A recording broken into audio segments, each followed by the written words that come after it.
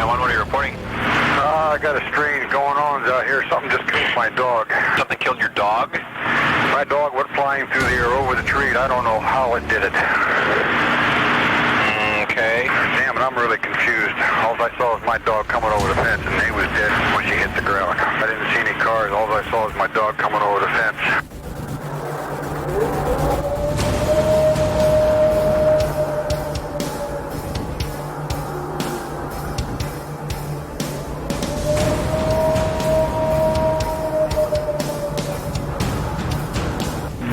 What are you reporting? We got someone or something crawling around out here.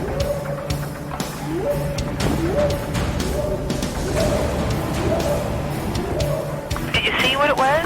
It was standing up. I'm out here looking through the window now and I don't see anything. I don't want to go outside. Jesus Christ, you better... Sure. See ya! Hello?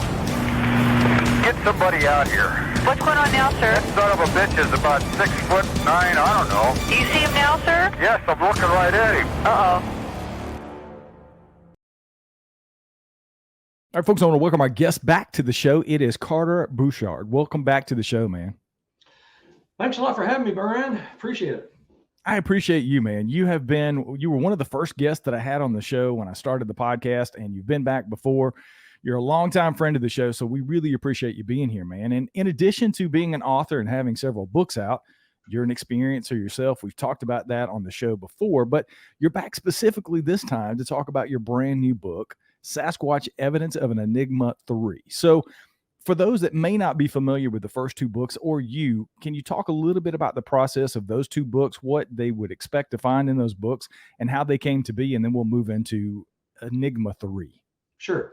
I started to write it during COVID, when COVID hit, and I had just had my 100th report published to BFRO. So I've got 100 reports, 97 to 100, depending on how you count them. But there's 100 reports. I was going, man, I got a lot of material. And all of a sudden, all these people were telling me things like, you're not going to believe this, but the conversation that starts like that. And so they started telling me about their sightings, but then they say, now here's something you're not going to believe. I said, you just told me about an event with a creature that does not exist, and you're going to tell me something else I don't believe.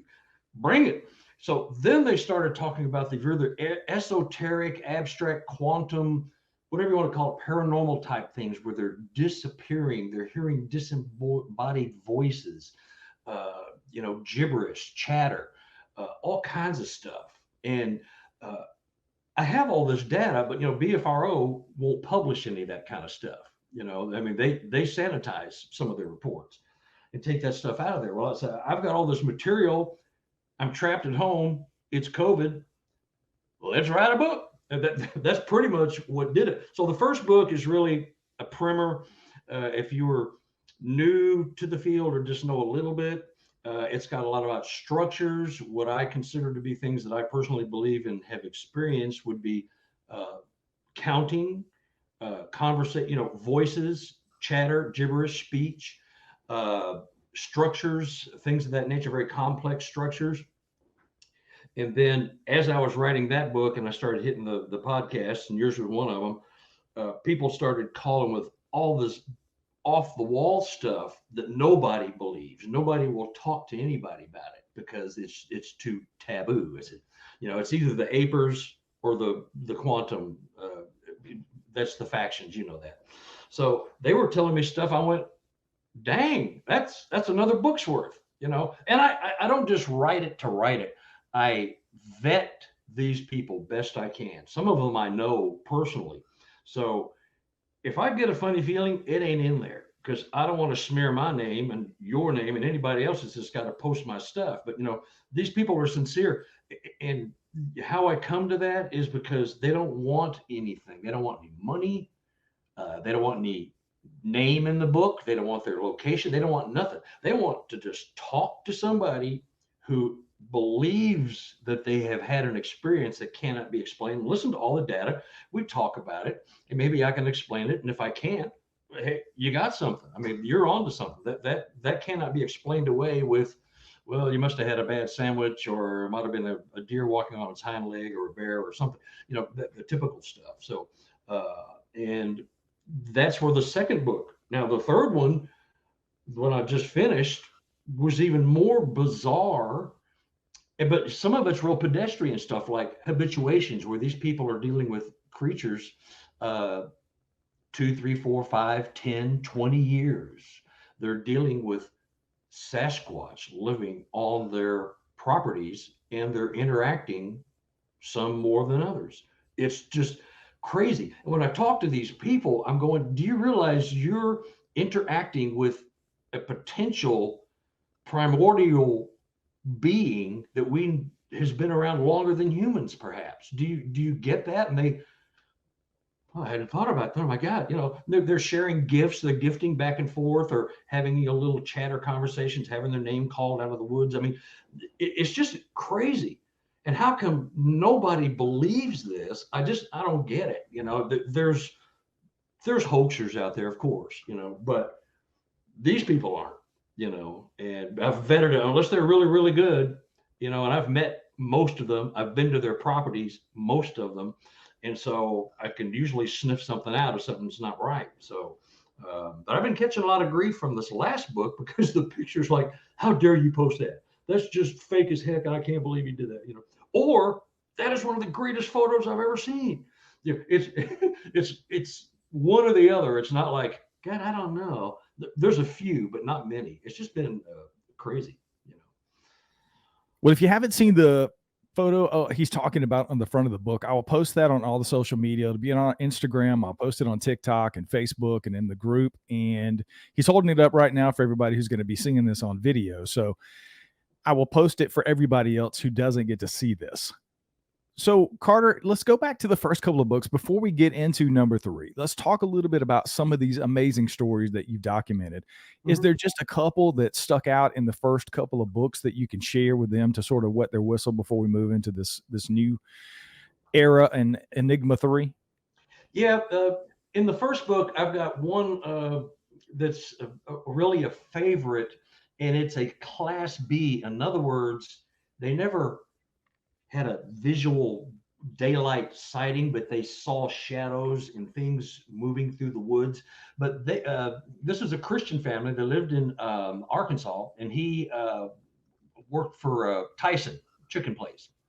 And part of the contract he had was he got a free house to live on, 5 acres as part of his salary, and then he got a salary.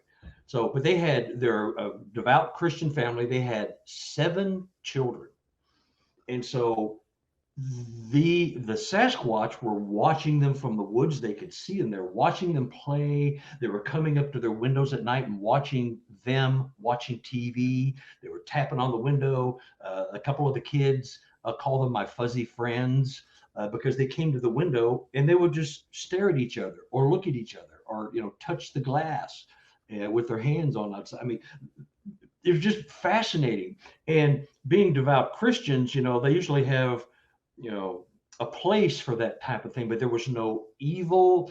There was no horrifying interactions. A couple of their dogs disappeared. I think a couple of peacocks were killed, and all the insides were taken out, because and how they were killed is exactly how Sasquatch kills. Is they take all the high protein things out, like the liver, the heart, the lungs, intestines, that, the stomach. Those are high protein stuff. I mean, the meat's okay, but the high protein is what they take out. And so the manner of death on some of these, farmland creatures, their vegetables disappearing overnight, chickens being taken and the heads pulled off, and, the heads are laying on the ground, the body's gone.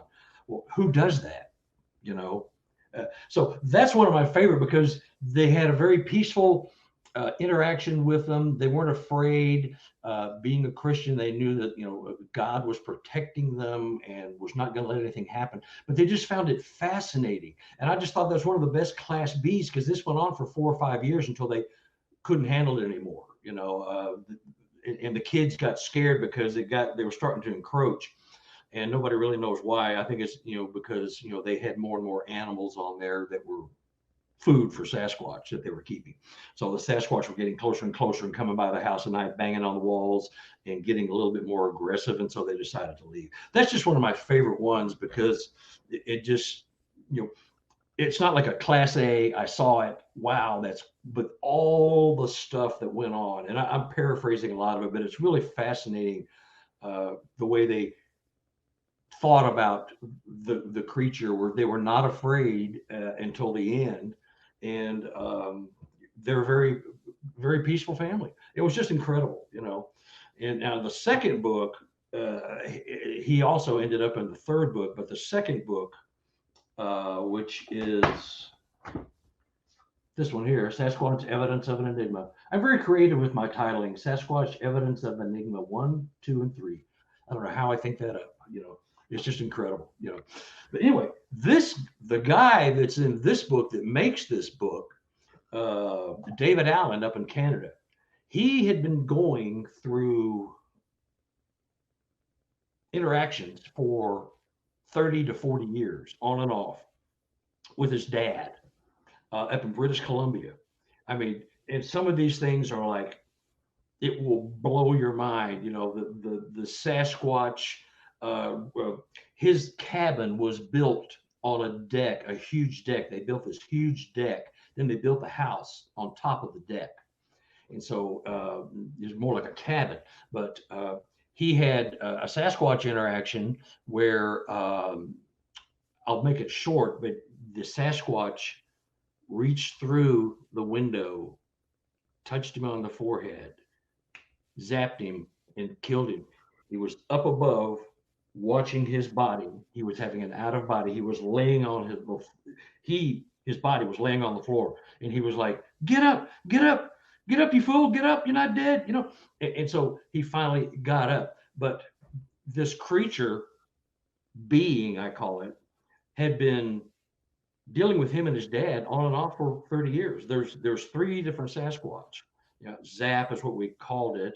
Elysia was the female, and he watched her one night doing this seductive dance and all of this with Zap out there watching. And what we determined was she was a teenager. She was, as many tribes and people do, they have the coming of age dance or coming of age party, where she was of childbearing age. And so she was doing this incredible, it looked sensual, but it had to do with a ritual that they apparently go through often. I've heard it before, but not the description I got from him. But he watched this. It was just fascinating. And he saw her. Of course, they're naked anyway, but he saw her. He knew it was a female versus a male. He knew the male was a male versus a female for obvious reasons. And so he's watching all this. And this is all a learning experience for him. He's being taught. They're trying to teach him the ways of the Sasquatch. There's so many stories that he has in this book. I can't go through them all, but he and a dozen other workers, this is separate from this event, went on a tree planting trip up into the forest. One of the big lumber companies had got 12 guys together. So him and his little group of 6 went to one area, a group of 6 more went to another area. And long story short, these guys decided to go further and further than they were supposed to go. They got chased out of the forest. Their hair was literally standing on end for an hour after they got out of the forest. And there's a drawing in the book of Sibylla Irwin does all my drawings, and she did. It was incredible. And when you hear that, you go, "You're so full of it." I mean, that didn't happen.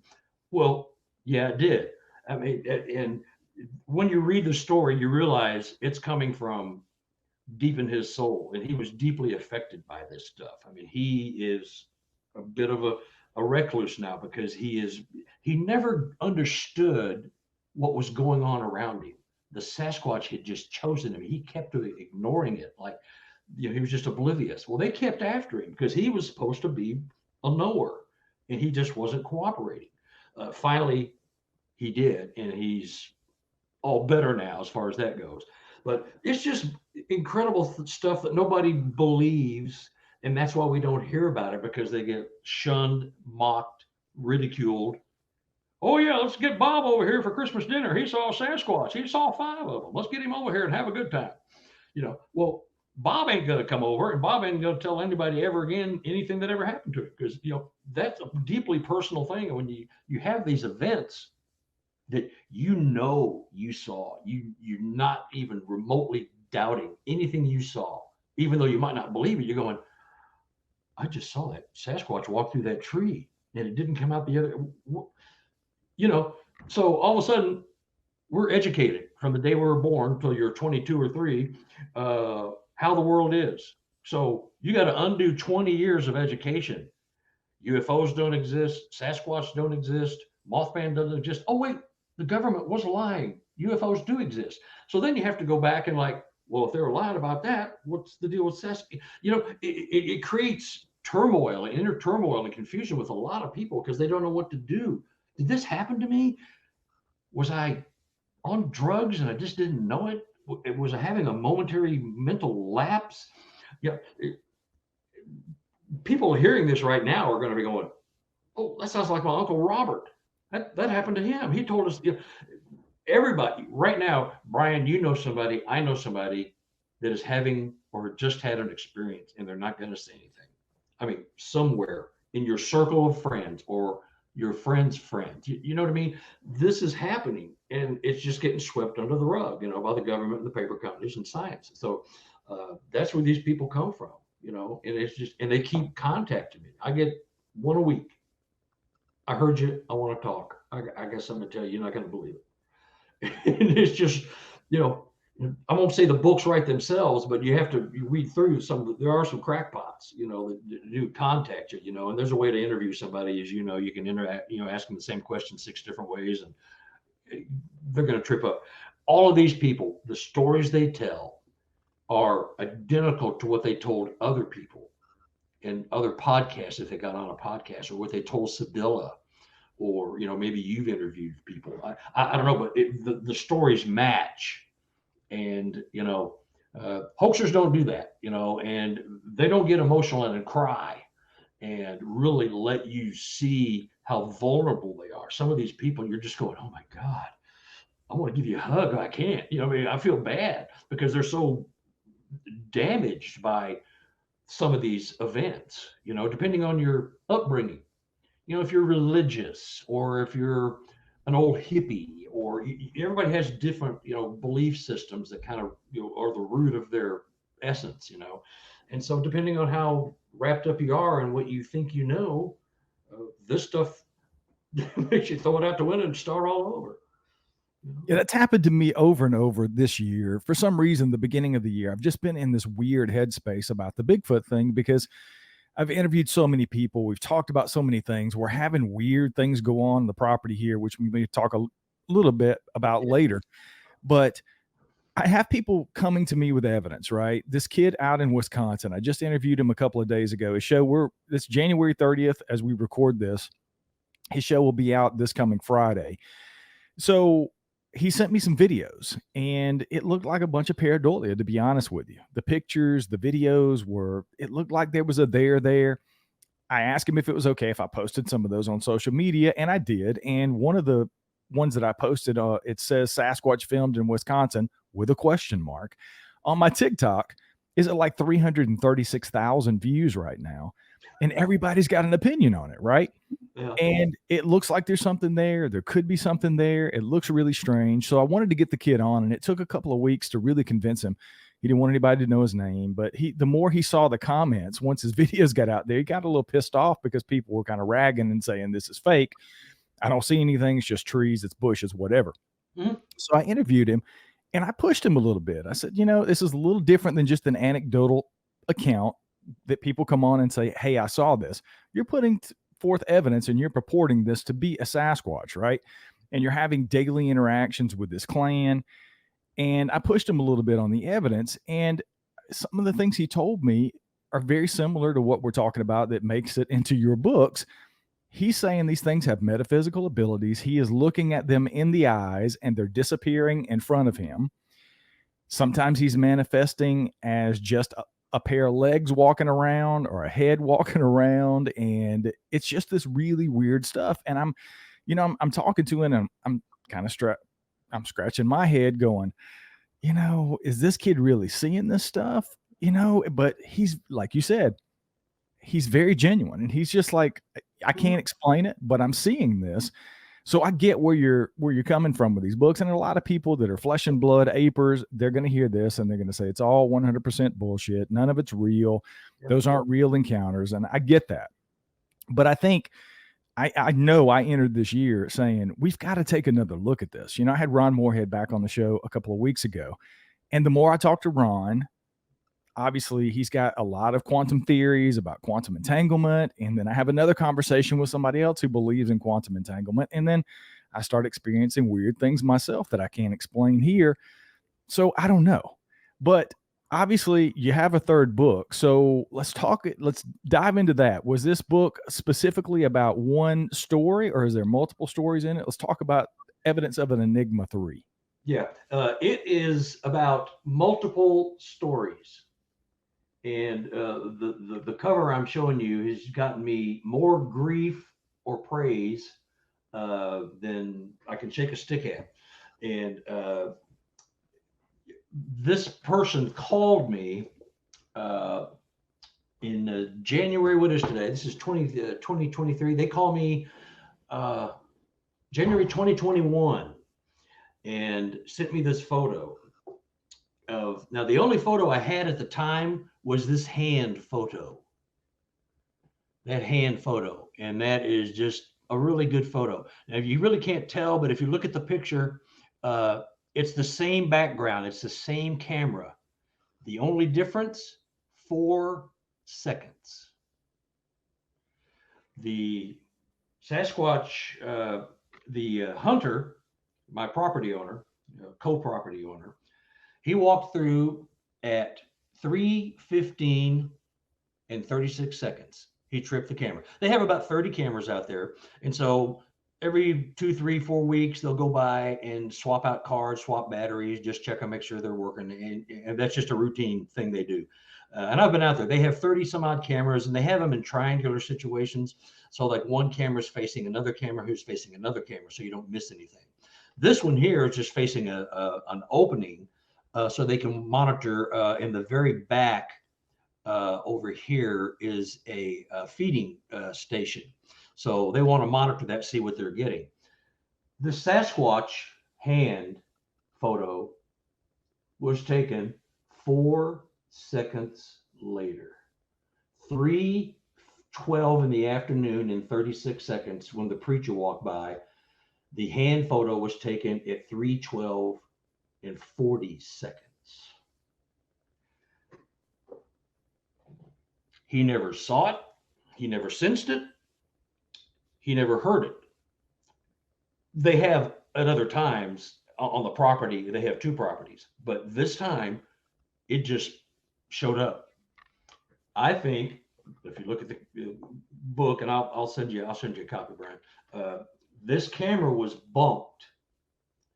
Now let's tick off the apers real good here. I think one explanation is that this thing materialized right behind where he had just walked. It bumped the camera.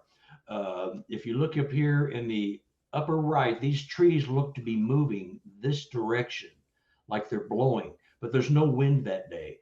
You can see this tree up here that's horizontal. You can see it. It's down here on the ground on this photo. The shadow is almost the same as it is up here. It's the same camera. It's the same thing. It's 4 seconds later. It's the same day, And so what do you do with that? And this guy is a preacher. He's the town preacher. I've met him. I've been to the property twice. I met him. We did some filming for a test show that never got off the ground for I think it was Hulu. I can't remember, but it never got off the ground. Too much infighting with the creative people. Anyway, so what do you do with that? I looked him in the eye. I said, "Preacher, I got to ask because people are going to ask me. I have to ask. Did you stage this? Has this been staged or manufactured in any way? Don't get insulted. And he didn't. He said, no, it is what it is. I can't even explain it. Now, being a preacher, he says, well, I believe that the good Lord made this creature materialize to show me what could have happened, insinuating that this creature could have attacked him. But that's not what he meant. He just meant that, this creature could have had you if it was Satan or the devil. So I put the religious explanation, I put it in the book because I thought it was kind of refreshing to hear a man of the cloth, talk about his belief in, and he had another sighting that's even more bizarre. I'm not even going to get into that one, but he was seeing all kinds of stuff, and that was, he believes, a satanic or evil type thing. But this was just like, it just showed up right behind him, and about 2 months later, because I'd been out there to visit him after this photo, I've been out there and I left a gifting area right in the middle of their batch of cameras, and something did not like it. It destroyed the gifting area. It took one of the cameras and it pulled it off the tree, and it broke the strap. I mean, the nylon strap, it just broke that, snapped that in half. It ripped the little metal clasp that keeps the door closed off there, ripped the door off. It bit the part of the SD card. There's bite marks and stuff all over it. And it threw the camera down into the gifting area that it had just destroyed, which was just a big, we don't like that, and that was just after I'd been out there, and so at the time he goes, Carter, I think I've got a photo that shows me walking on the camera. I think it's about 10 or 12 seconds later, this handprint. So it was pretty close. So he went and looked at it and he sent it to me. Well, it wasn't 12 seconds, it was 4. He just forgot it. So what do you do? I mean, it is what it is, Could he have faked it? I don't believe they're technically that savvy, and him being a preacher, although a lot of the people who were claiming it's fake, well, these preachers, is Joel Osteen, all these other guys with the big mega churches, they got billions of dollars. They'll lie and tell you anything just to get some donations. So what do you think these guys wouldn't lie to you? I said, well, okay, that's a valid point, but you're apples and oranges. I've met the guy, I've looked him in the eye. It's just, and the owner, the actual owner of the property, there's no one lives there. It's just for hunting. There's a old shed on there that was bought like at Home Depot or Lowe's, one of those, out, things you can buy for $1,000 and put out in wherever.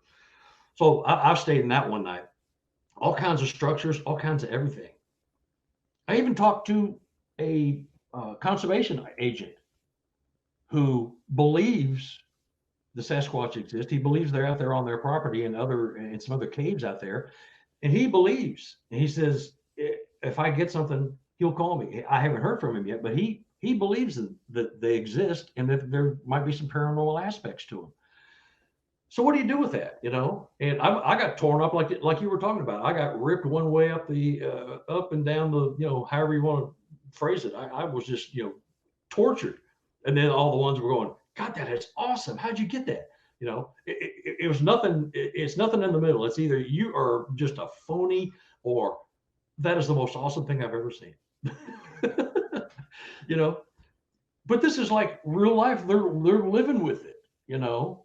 I sent this photo to a producer. They took one look at it. They were going to do another report of mine for this show that never got off the air. They said, oh, we're changing. We're going here. I mean, they came right there and they had their people look at it before they even came out to make sure it wasn't faked. So that passes muster in my world, so. Yeah, I think just having the backstory and being able to go out and see something, see the area, look at the guy face to face and have a conversation means a lot, because I don't think we get a whole lot of that. I know I don't get to have a lot of face-to-face interviews outside of over the internet like we're doing now.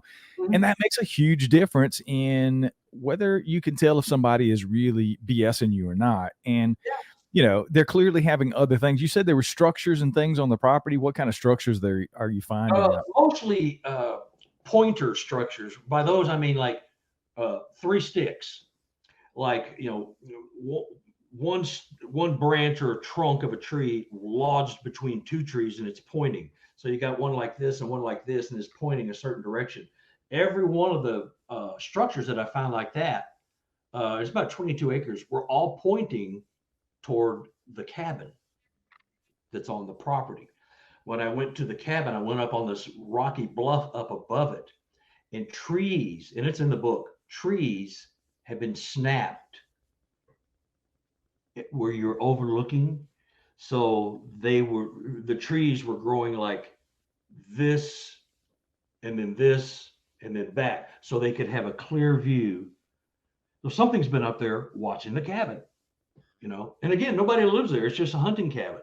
There's a creek that flows every now and then when it rains. It used to be a major, creek at the time. It's dried up because they've, done some highway restructuring and moving stuff. So anyway, but it's just like you said, Brian, when you have the conversation with these people, you look them in the eye, and you just know if someone's yanking your chain, except my ex-wife, I fell for that one, but that happens, but it was just fascinating. And these guys are like real as the day is long. They're just country boys and good people. And if I can't really tell you about the actual landowner, because he's a former way up there in the government policing activities and things like that. So I can't, I can't divulge, but he's like true as they come. He is like, I've been in government policing for decades. I've been shot at, I've been shot. I don't have time to be jacking with this. I don't even really want this to be true, but apparently it is. So what do you think this is? What do I do? It falls in my lap. And I believe the guys. And the TV producer, there was 2 producers that came out to film because of the photo, and they believed him, and they checked the photo out, all I had was the handprint at the time, but, he found the photo of him walking after we got through filming, and that'll never see the light of day. It was just, the production people were butting heads. So anyway, but it's as real as it can be in my world. If you want to call me a faker, but that's great. And in some defense of the criticism I got, all I did was post a picture of the book. There's no backstory, because you know how long a backstory would be? It'd be half the book. I mean, you can't just, put a picture up there with a 14-page explanation. It's just too long. And even if you do a page, you're going to leave something out. So I expected some intelligent discourse, and I got some of it, but most of it was just hateful. You're full of crap, So, and you call yourself an investigator, really? I mean, you're calling me, and I'm looking at the stuff of these people. I checked them all out who were ragging on me. I saw some of the stuff they had. It was just embarrassing. You call that, my granddaughter has better pictures of Sasquatch than you do. So what are you ragging on me for? Because it makes you feel better, and that's probably true. It makes people feel better. The keyboard warrior thing, I get the mentality. I don't like it, but I get it. Is something ringing in the background? Oh, sorry. Yes. I need to turn this off. Sorry about that. Are you good? I can edit that out. No, I'll just, I'm just too close to the mic. So anyway, so that's just kind of what happened. I get into, some heated debates. I try to be as nice and polite as possible without going, do you even look at yourself when you're doing this? I mean, you're trashing my information without any backstory. It's a picture. If you want some more information, let's have a chat. Let's have an intelligent, respectful conversation. Not just, you're full of crap. Okay, well, good. That was intelligent. That's 4 words there. You probably stayed up all night working that one out, didn't you? So, but nobody really wants to discuss, because no matter, their minds are made up, no matter what you tell them, but what about this? You didn't say anything about it. They're always looking for something. It's just not worth the effort, because I want to spend my time not getting praised and go, hey, attaboy, that was great. But I want to spend my time gathering the information and putting it out there. And the reason I wrote this last book really is because I want the people that are having these kind of experiences to get a hold of me or someone you trust, researcher, investigator, somebody who actually gets their feet dirty by going out in the woods every now and then, and tell me about it. Because these people that I got in this book were from stories in the previous book when they called me and said, hey, I got to talk to you. So it's working. It's taken forever because the people, because people still don't want to come forward. I know you've got weird stuff going on your property. It's just incredible that it's coming through, and we can't get through to anybody. A few people, but it's hard because the like I said, we're taught how to think for the first 20 years of your life, so you automatically don't believe in certain things that can't happen. And then once you start talking about it, well, you have to undo it. And then, the ape only crowd, they don't have an open mind at all. Well, that's baloney. That can't be, because, I've been in these woods 30 years. And if there's something like that out here, I'd have seen it, and I hadn't seen it. So it doesn't exist until you get that phone call, sorry. I know it's kind of harsh on you here a few months ago, but can we talk? Because then this badass hunter has had his experience that he can't explain, and he may have soiled his britches, and he's having a come to Jesus moment with me on the phone. Like, I don't even know. How does this happen? How do these things exist? Why are they here? Instead of you're an idiot, buddy. How come you're writing these stupid books? Now he's like, you're sitting on my lap, like, oh, please, talk to me. It's just, I think we're in an age of knowing. I think we're starting to crack it just a little, because there are more and more people coming through with this stuff, and all they ask for is the time of day so I can talk to somebody and hear me out. What do you think it is? Do you think I'm nuts? Did I really see something? And they're gone, and they're happy. They feel so much better. Most of my people in these books, they don't want to ever be contacted again. They contact me, but they don't really want me reaching out because they're happy with where it's at. The guy in the second book, this is a really fascinating event, and then I'll shut up. He had 6 hours of missing time when the Sasquatch was walking at him. He lived up in the Northeast. He's building a cabin out in the middle of the woods. And, he's living in a travel trailer while he remodels the cabin. His wife just had a kid. She's pregnant again. And so he's remodeling after he spends all day running his very, very successful business he has. He monitors and runs the contractors working on the cabin. One night, 10:30, 11 o'clock at night, he's getting all the tools put away, getting ready to go to bed.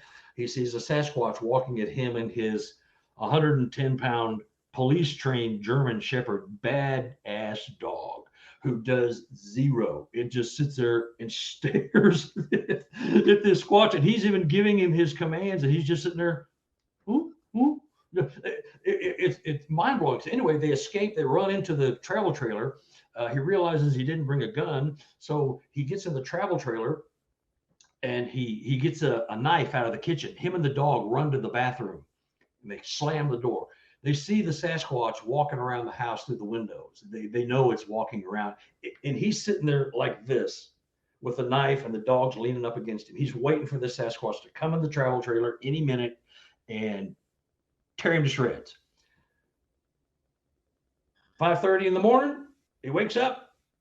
He hears all this noise outside. It's the workers getting to the house to work. He's still sitting like this, like it just happened. He's not tight, tense. How you sit in a certain position for a while. You're just like, oh, yeah. It's like it just happened. He's like refreshed.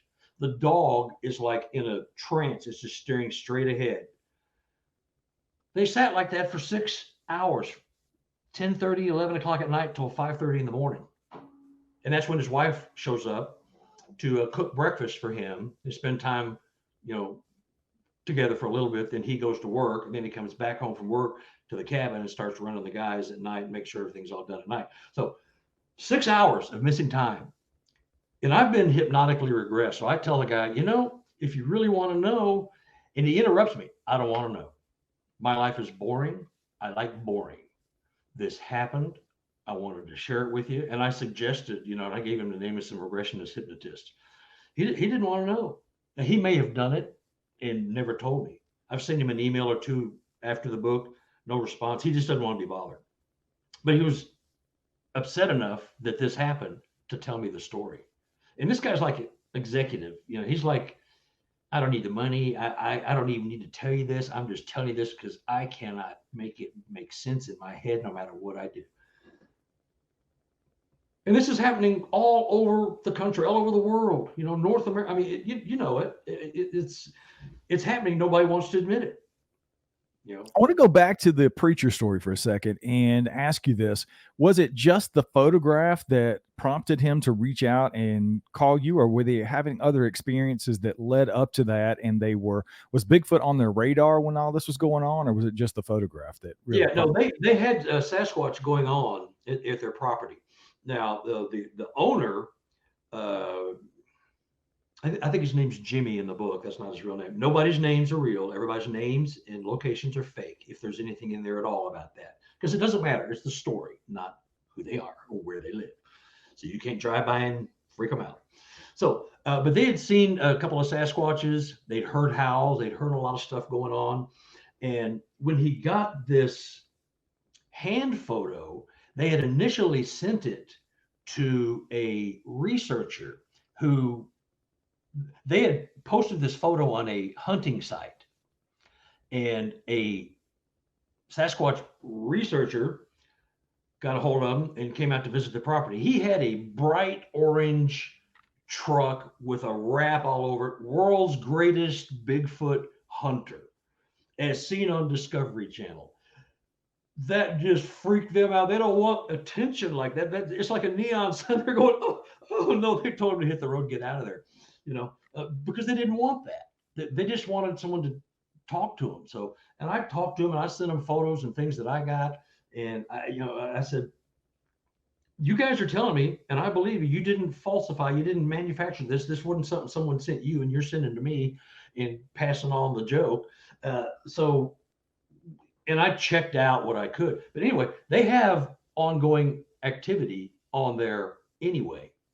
So when I showed up, they liked the fact that I wasn't like rah, hey, I'm going to put you on TV and I'm going to make you famous, and myself too at the same time, So we just talked about it. And then I got a call from a producer that wanted to do a show on one of my reports. That report didn't want to do anything unless they were treated with special attention. So I said, well, there goes your 15 minutes of fame, So see you guys. By the way, I've got a much better report that you've never seen because it was never published, and I've got a photo that'll blow your mind. I sent the photo, and a long story, here we are.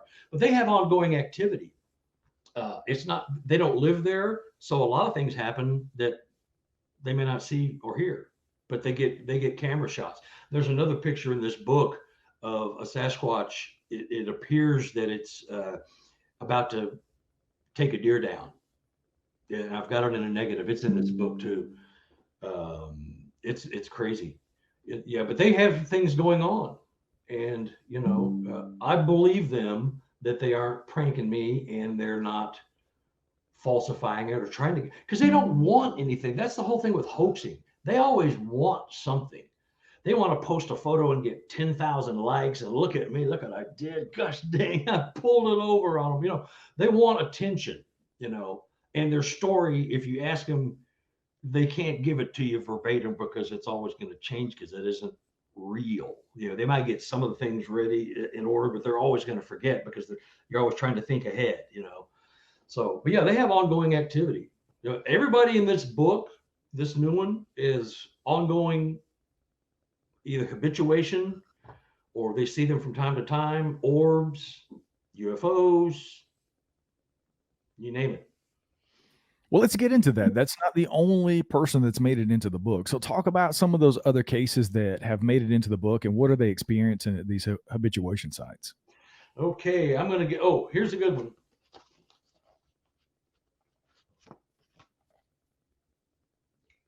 The face photo.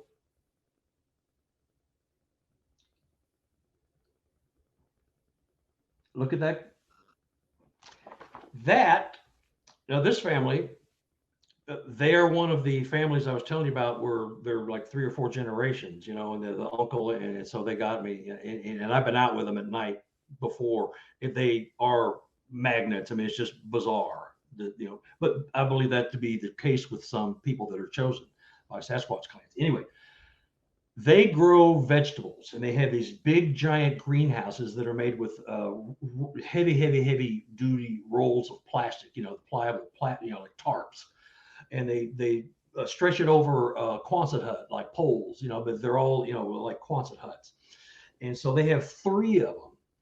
Well, something had been getting in and eating the strawberries in one of the greenhouses and the tops off the radishes, not the radishes themselves, but the tops.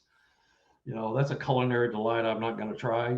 I'm not sure. It just doesn't sound that good. But anyway, and then you could see that something had been laying down, because there's just a dirt floor in there. It's just regular ground. So, but he could see that the grass and stuff that's growing, something big had bedded down in there. He thought, and first thing he thought, this is a kid. I mean, he's like in his 20s.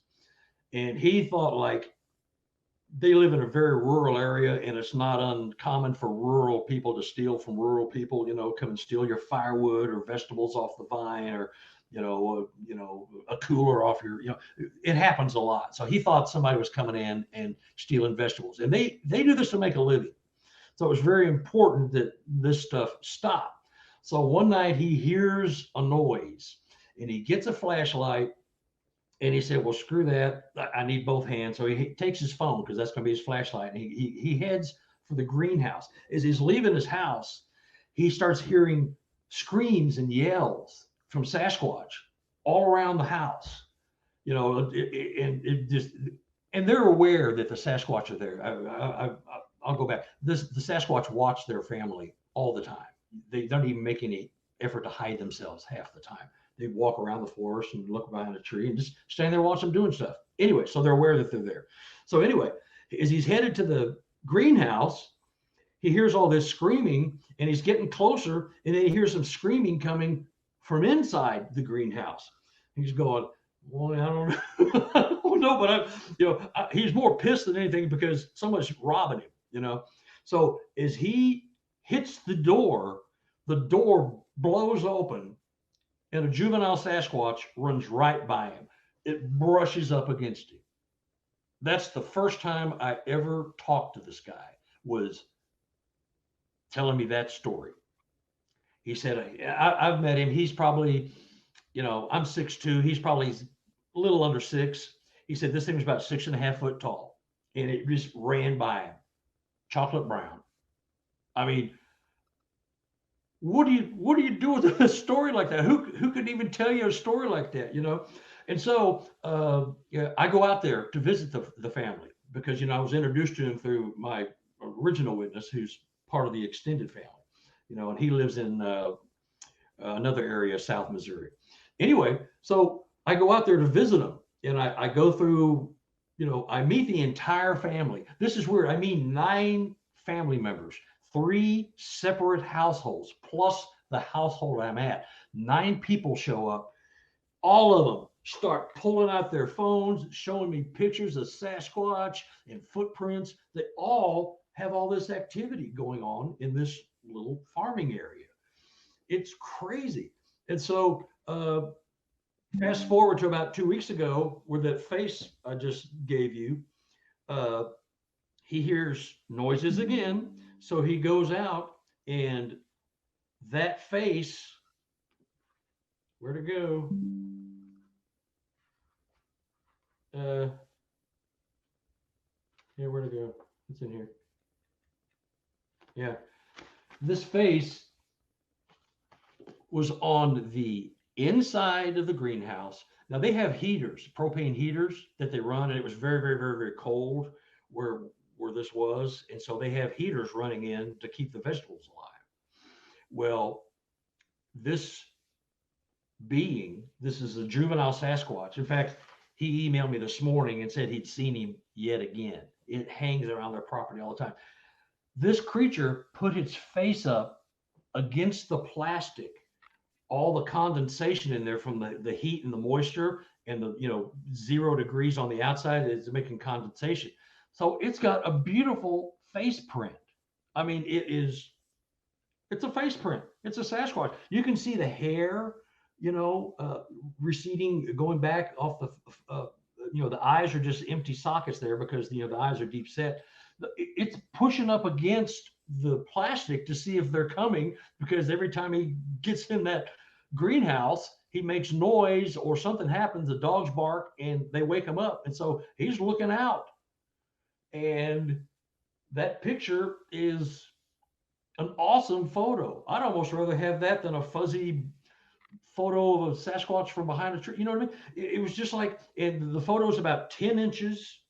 It's almost circular. It's about 10 inches. And there's 2 other photos just like that, but not nearly as good. They're smaller and they're lower down near the base of the greenhouse. So it's either 2 more small ones looking, or it's one that had looked, then looked again, and then looked again. We can't figure. The photos aren't that great, the other 2. And there's a handprint on there. It is also on the inside of the greenhouse in the condensation. He sees that handprint. He goes out there and put his hand on there. His hand is 7 inches from the base of his palm to the tip of his finger, 7.5 inches. The handprint he's got his hand on is 11 inches, 4 inches bigger than his fingers. And that's in the book.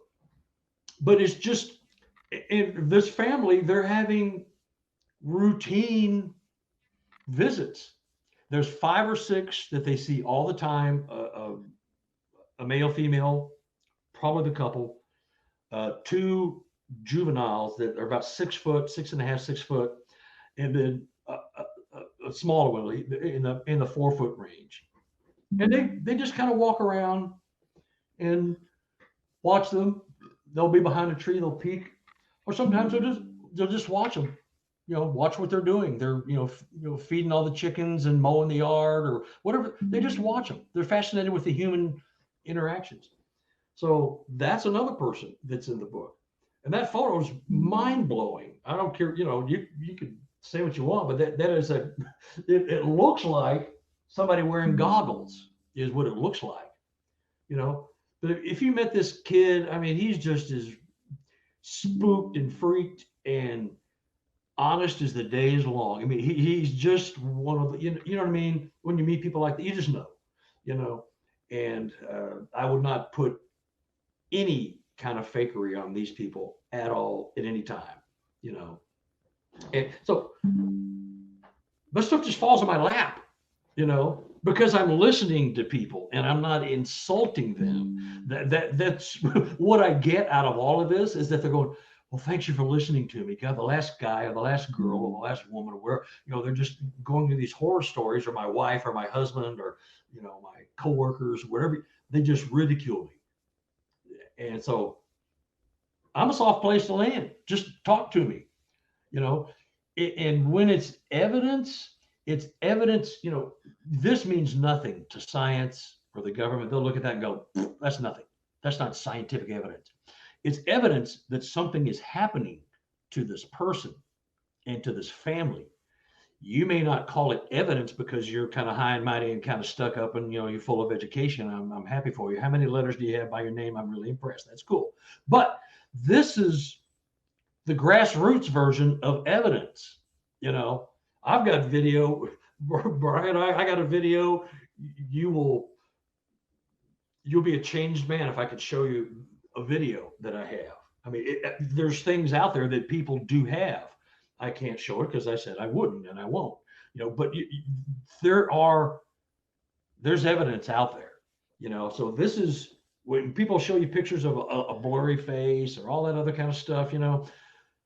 they can change their vibrational frequency. All they have to do is vibrate just a little bit, make themselves out of focus. You might be looking right at them, and all of a sudden you got a blur, and you got to draw a red circle around it. Because, well, it's there. I've been with people that have taken a picture, and I can see the photo. I see what they're looking at in person, but when you look at the photo, it's not remotely valid. I mean, most of the photos you see are kind of useless. You know what I'm talking about. And so, but when I'm with somebody who has taken a photo and I'm looking, well, that's a big boy there. That's a shadow that's sure moving. It's sure, I mean, you're looking at something, but the photo is nothing. It's garbage. But, number one, they're moving. Number two, you're not prepared. So your hand is shaking, did I tell you the story about the guy, the photographer that was hired to take a photo in Houston, Sam Houston State Forest in Texas? He was a professional photographer. He had been all over the world taking photos of war-torn countries and people dying and getting blown. He'd been all over taking all kinds of photos. So he was working for the Texas Monthly Magazine, which is a huge magazine down in Texas. It's like Time Magazine for Texas. It's a big deal. So he was going to Sam Houston State Forest to take a picture of a certain species of pine tree that has certain kind of weird needles, and they wanted to get a photo of the sun setting, filtering through the pine needles. And so he was there to take a picture. He was waiting at a clear cut, about 20, 30 foot wide, between where they cut the forest right in the middle for the power lines and stuff. He's sitting there waiting, looking at his watch, just waiting for time to be there. A Sasquatch walks out of the forest. They're just staring at each other. But what does he do? He freezes. He has a camera in his hand, probably a $2,000 camera. He's got another spare around his neck. He can't take a photo. He's a professional, and that's what happened to us regular folks. We go, click, oh, I got my thumb. It's just, he couldn't do it. And he's a hired professional. He was getting, several $1,000 just to take a picture of a freaking tree. And his Sasquatch walks out of the woods. And then after he's through taking the picture, the Sasquatch starts throwing tree limbs out of the forest at him. So he goes, well, I'm out of here. He's gone.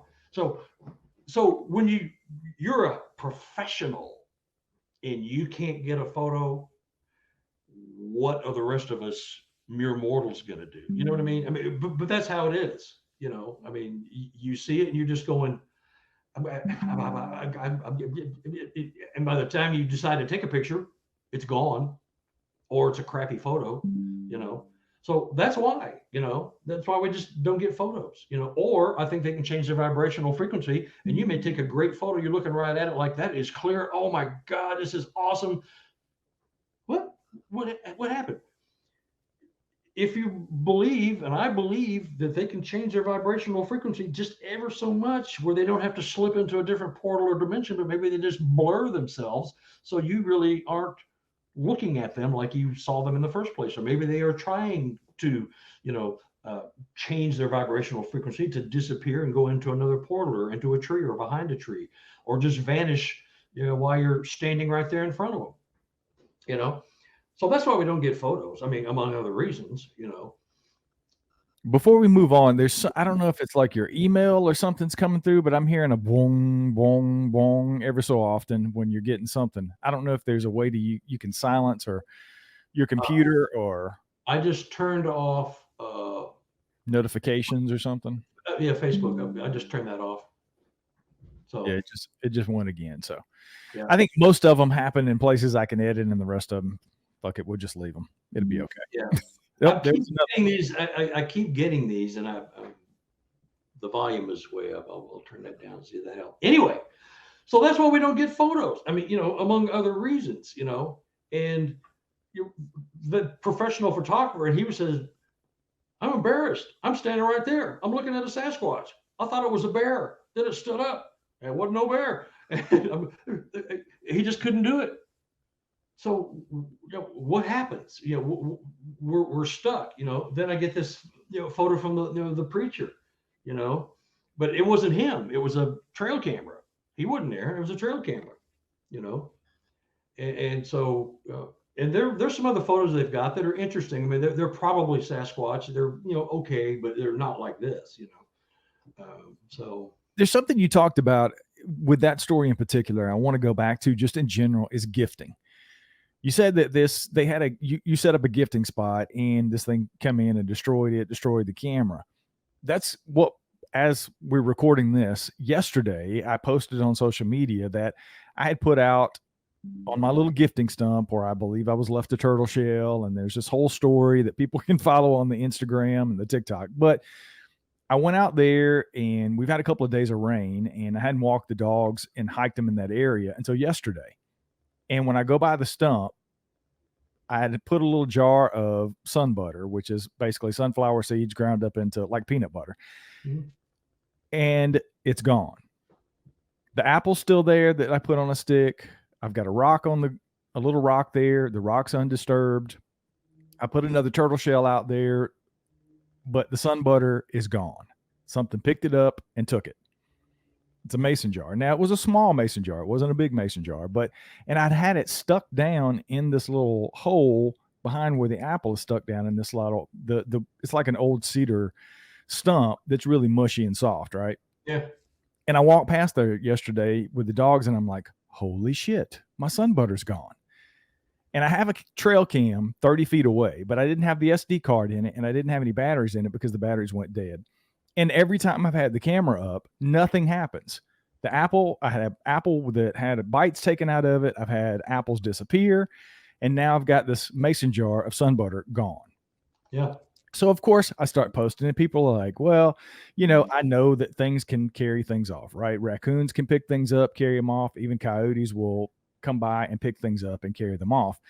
I don't know many things that carry off mason jars, but I replaced it with a new jar yesterday and I set up the trail cam.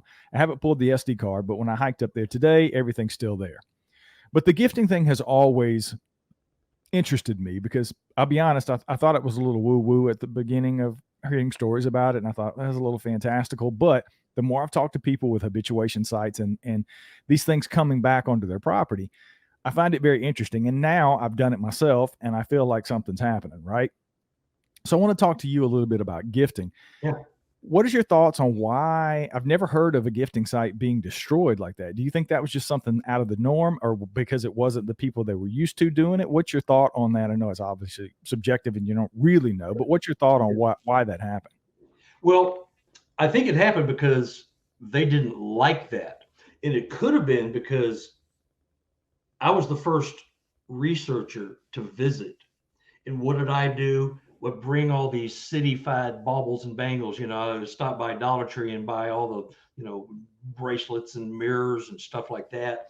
And now some places they enjoy it, but I think whatever did that did not like, they're used to the setup of the way it was, and they just did not like that. There's a lady in the book, and your sun butter, that's good. They love things they can't get in the forest.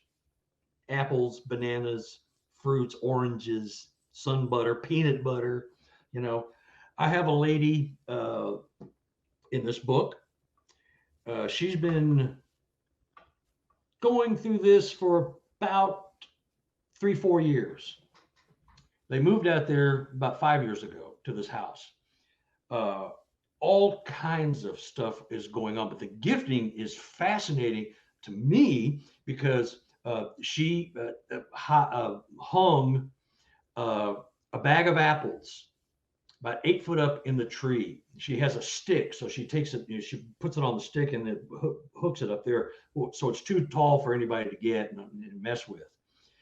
They take the apples out of the bag, you know, the mesh bag they come in. They eat the apples, and then they put the apple cores back in the bag, hanging on the tree. Who does that? It gets better.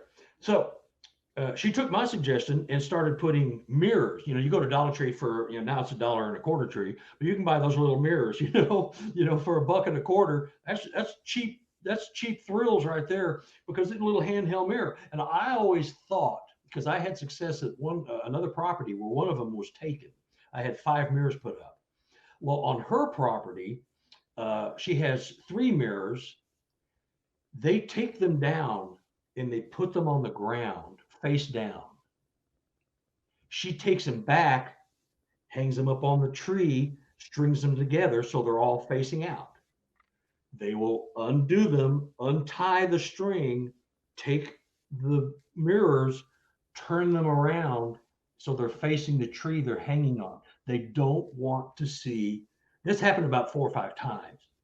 So it's obvious they don't like looking at themselves, you know. And so several times they have taken a vine and strung it through the hole on the handle several times, wrapped it around, and tied it to the ground.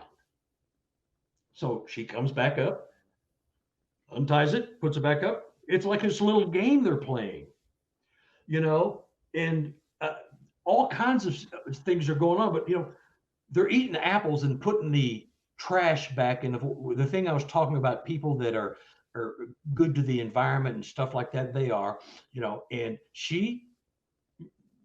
they're not trashing anything. So the Sasquatch is taking the apples and putting it back in the bag like a good little boy or girl.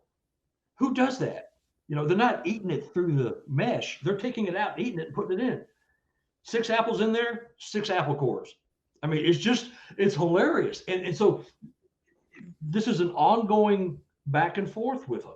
It's incredible stuff, you know. They cleaned out all their apple trees. They stole all their apples. And they came out and they were furious. And this is when this first started happening.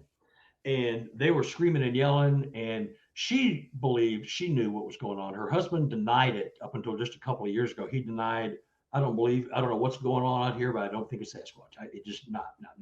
Until he saw it, then it was all over. So, but it's going on. And so they stole all the apples. They only had like 2 apple trees, but they took every apple off the tree. And they were pissed. They were screaming and yelling. You know, the next morning, there was a fresh killed rabbit with the head popped off in this little fountain that they have out there off their deck. The head was pulled off, it was washed and cleaned, and it was left there as she felt, as an apology for taking your apples. But we like apples. So that's why she puts apples out in a bag. And so you leave these apples alone, I'll bring you a bag. And that's kind of, now their apples are coming to season every year, and they're not. Do you realize the complexity of just that little relationship? I mean, you know what I mean? It's like you're playing with a kid. Nana boo boo, I don't want the mirror. I mean, that's what it's like. And they're playing a game. And she puts them out face out, and they're putting them face back. And my, you know, this is an old tale, but it's true. When the Native Americans, and this is a horrifying moment in time, but, you know, when the Native Americans were being rounded up and, you know, herded off into, you know, reservations, and their land was taken from them, the soldiers and photographers took pictures. They hated that. They thought a camera stole your soul. It's an old Native American belief. It may still be occurring if you talk to some of the elders on some of these reservations, but they think that the camera steals your soul. They didn't understand it. They had no concept. Then when they saw their picture on a piece of paper, and you're standing right here, and here you, well, how come you're there, but you're here? How come you're in this piece of paper? They didn't understand it. And I think when, you know, back long ago, when the Sasquatch people and the Native Americans, who were here long before us, had a symbiotic relationship of trading in, you know, furs and food and farming, that type of thing. I think they learned about the photography at that point. And maybe they had a dialogue with what you believe about the souls and spirit. Who knows? We'll never know about that. But that kind of makes sense that they don't like seeing their reflection. I always thought, if I'm a Sasquatch, I'm living on the lam. I'm living on the, out in the middle of nowhere, and I've never seen myself. What do I look like? Am I kind of a hunk? Am I good looking, or am I ugly? I thought, well, rather than looking at my reflection in a river or a creek that's moving around, I really can't see. I think they'd like to see, the reflection, but maybe they don't. Maybe this one doesn't, and the one at my other property does, because they took. I put 5 mirrors up. One's gone. It's never come back. And I put it up with wire, so you had to bust it off to get it. So it wasn't like string or anything like that, or hanging on a nail. I put picture hanger wire up on there, so you had to really work it. So it's just an incredible relationship, and there's so many more things going on with this lady out there. The interactions, the things they have going on out there. It's just the orbs. Oh my God, the orbs in this book. Oh, geez, it's like a meteor shower of orbs in their backyard from time to time. The cameras pick it up. Every now and then they see it. They just happen not to be standing there with a camera in hand, but the trail cameras pick it up. It's crazy. So that stuff is going on. And the husband, I don't believe in this. I don't believe in Sasquatch. Ain't happening. Nope. Don't believe it. I don't know what. He and his wife agree to disagree. You believe in them? Great. I don't. The stuff that's going on around here, it's completely explainable by other matters. All of a sudden, he saw one walk across the yard at night, 3 o'clock in the morning. He's watching it because he's just had knee surgery and he can't sleep in bed. So he's looking out the window at night, and it changes, just like the hunters, like the macho, like the apers. They don't exist. That's bull. They don't exist. There's no such thing. It's anything but, Then he sees it, and he was one of those. And they had a lot of fights about it. And he's like, you come running back to mommy with his, tail between his legs. Okay. Because he's seen them. He's seen orbs. He's seen an orb come into the bedroom, and out pops a semi-transparent Sasquatch, still floating in the orb. It's about waist. His waist is still from the waist down. There's nothing, but there's an orb, and he's looking over the bed, and then poof, it goes. Now, a non-believer isn't just going to come up making up that stuff out of nowhere. He's not going to just go, I don't believe in these things at all. But if I did, you know what I just saw? I saw an orb, a blue orb, come in the bedroom, and then the Sasquatch popped out. So how's that for your first foray into Sasquatch? You're an absolute skeptic, and all of a sudden you're transformed, and you have no more argument. You say, whatever you say, he's done fighting it. I can imagine. One of the weird things that happened that was out of the ordinary for me before the sunbutter went missing was the night before. We'd been out late, which is, and by late, I mean like 8 o'clock for us is late. And we got back in, and I hiked up the little area right outside the house with the dogs. And I hear what sounded like 2 tree knocks. And I've never heard anything like that on the property. That's one of the things people have asked me over and over with some of the vocalizations and other things that appear to be going on. I've never heard anything that sounded like a tree knock. I've always heard woodpeckers and whatever. It's all been natural. Never heard a wood knock. But the night before I discovered the sunbutter missing, I hear what sounds like 2 tree knocks. And it's not even coming from the area where the sunbutter was. It was in a different area. And both of my dogs reacted just like I did. It was like, what the hell was that? I mean, it's pretty loud. Mm-hmm.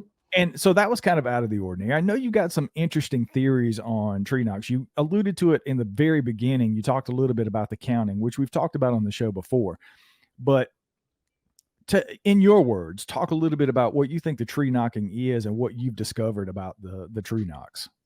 Well, I believe that sometimes these knocks are possibly not wood on wood, because if you're out in a forest and it just rained, the odds of you finding a dry tree and a dry log to bang together, no matter how big and powerful you are as an alpha predator, it's going to be, it's not going to be pop. I believe some of these are made by chest pops. They may have 2 sets of vocal cords, which has been theorized, not proven, but they are able to make those sounds. They can make anything. They can mimic anything. So, here's a weird thing that I know. There's not any video or photographic proof of a Sasquatch hitting a tree with a log. We got all kinds of other photos, but not that. So that's why I think they can mimic that sound just by virtue. I've got people in my book that they're hearing their names called from out of the woods. When the husband or wife is gone, they hear their name called in the exact voice of their spouse. Honey, Cece, exactly. They're mimicking the husband or the wife's voice. They live in rural areas. They're segregated away from mass population. So, what are the odds of somebody mimicking your husband or your wife calling to you out of the woods using a name that only he or she uses, like Schnookums or Poopy Bear? You know what I mean? I mean, there's terms of affection, and what do you do with that? So I believe that some of those knocks are made. I can clap pretty good if you're out in a very echoey place, and you're not ready. Was that a knock? I mean, you don't know, but I think they can make that by other means. Rock clacking is another way, Now I've had them count with a weird number of knocks, which tells me only one thing, that they're counting the group that I'm in. I've had, I was with a group of 11, me and my partner. We were on an expedition in UP, Michigan 4 years ago. We traditionally, we were on a long trail at night. There was 11 of us walking down a forest trail, and we will peel back and disappear from the back of the group and just step off into the woods and see if we're being followed, which is often, it's happened. They're paralleling you or they're following. So we just do that. So we hear this bam, bam, bam, bam, bam, bam, bam, bam, bam, bam, bam. That's me and my partner, Brian, leaving the group of 11. There's 9 knocks with the 3 groups of 3 with the people that are still there. There's the 2 more delayed and separated from the count. You have to be listening for it. And I don't want it to be what it is. It just sounds like, I've had other people go, was that 11? Was that 9? Are they counting? It sounds like they're counting, when it's dark. You can, they're doing it. I've got several examples. That's in the second book of them counting. And then when I brought it up to a breakfast meeting in the morning after you're on an expedition, you go to eat and have breakfast and you meet and go over the night's stuff before. And every group said, I think they did that to us because we had 6 knocks. And it was just bizarre that everyone going, I never thought of that before. And I don't think they do it all the time, but I think, a lot of times when you pull up to an area, when you heard your knocks, how many were there? 2? 2 knocks. Was it you and your wife? Just you? Me and the 2 dogs. Yeah. Okay. 2 dogs.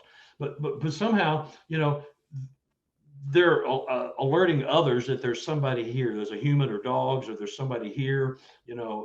I've got so many examples of that in the book, and it's just, we had a guy who was using a wood block the night before, the night I was telling you we were on that night up. He was using, how a wood block sounds with a drumstick. It's very clock, clock. It sounds like horses clopping on cobblestones, saying that sound. The next morning after that night, this guy was with a group that I took 5 people to show them this area of some incredible structures.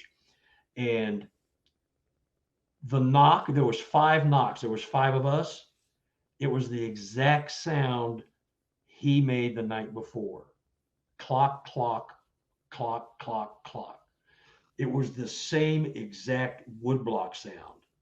I got 5 witnesses. These are all like experienced Sasquatch researchers, investigators for decades. Even they're going, God, that was Jim's woodblock. And he's with us. Not only was it his woodblock, but he was with us. So it was like, we're watching you. It's a little thing. Sometimes, if you're in the heat of the moment, you hear these knocks and you don't even think about it, putting it with something else. Not that I want it to be something else. It's just something you do. And it's just, It defies logic, but it's the way they communicate. They're communicating to tell you that there are other humans. There's game. There's another clan in the area. It's a form of communication. They communicate with structures and knocks right under our noses. We have no clue. We're walking through the woods. We hear a knock. Oh, is that a woodpecker? Or is that a tree falling? Or what was that? I don't know. Maybe it's a guy chopping wood back here. I don't know. And you just walk on and think nothing of it, because it could be an everyday sound that you would hear anyway. So you think nothing of it, but it's not, So that's how they communicate, and they communicate with other clans with the structures, And the thing with the structures, when someone says, well, that's human, anybody can make those. I say, okay, well, or it fell that way naturally. Okay, I'm going to give you 5 baseball bats. I want you to throw them up in the air, and you tell me how many times it takes you to throw them before they end up in a woven complex pattern. How many times? Oh, you lived 2 lives and it still didn't happen. You died twice and you're still trying it. You know what I mean? It's just, it's common sense. Yeah. Then you have to explain, well, who would do that? Why would somebody do that? Well, maybe it's not a somebody. Maybe it's some other person, some other being that's not one of us. And then all of a sudden you start hearing crickets, No, that can't happen. They don't do that. Well, yes, they do. You've seen some structures, Brian. I know you have, that they're so complex, and you just go, what? Who would take the time to do that? If you're artistic, or you're a tree and an earth person, and you want to, pay your homage to the forest and the trees. I get it. But, these structures that are deep in the woods where there shouldn't be anybody and no one looks like they've been there in a long, long time, you see you're going, okay, and so that happens, and they're communicating right in front of us. We have no idea. I've seen it here on our property. We found structures on the property that, like you said, I can't explain. Could it be natural? Could it be deadfall? Sure, but like you said, sometimes Occam's razor, it is the simplest explanation. It's not a person sneaking back there on my property and doing this. It may be something else. So I don't know. That's what keeps me coming back, man. I love the mystery. So let's tell everybody where they can find the books. Where's the best place for them to get Sasquatch evidence of an Enigma 1, 2, and 3? Yeah, if you say it 5 or 6 times, it's much harder. So you're good. Well, right now I'm building a website. So what you would do is send me an email to sqexplorer@gmail.com. And you can go through my PayPal, and just depending on what book, and if you want to buy several books at once, I'll give you a package deal, but sqexplorer@gmail.com. And just email me and tell me what you want. Even if you just have questions, you don't want to buy a book, And my new website is going to be sqexplorer.com. Real easy. It's a nice tie-in. I already had that email for years. But that's where you can get them, and I fill all the orders. I autograph all the books. They're all full color, glossy paper. They're not cheap books. They're nicely done, and I autograph them, and I'll answer questions, all that. So that's how you get a hold of me for the time being. I will link to that in the show notes. I have the first 2 books. They're awesome. You guys go pick them up and get the 3rd book as well. Carter, it's always a pleasure to have you on the show, man. I've had a blast talking to you. Thanks, Brian. Hey, send me your address. I'll send you the other one. I probably have it somewhere, but did you move? Same place. Okay. Well, send it to me anyways, just so I have. I'll put a book out tomorrow. Awesome. Have it. Well, I'm enjoying it. I appreciate it. I'll come back any old time. I love it. And I'll have new stories because I'm getting them coming in right now. They say you don't gotta go home, but you can't stay here.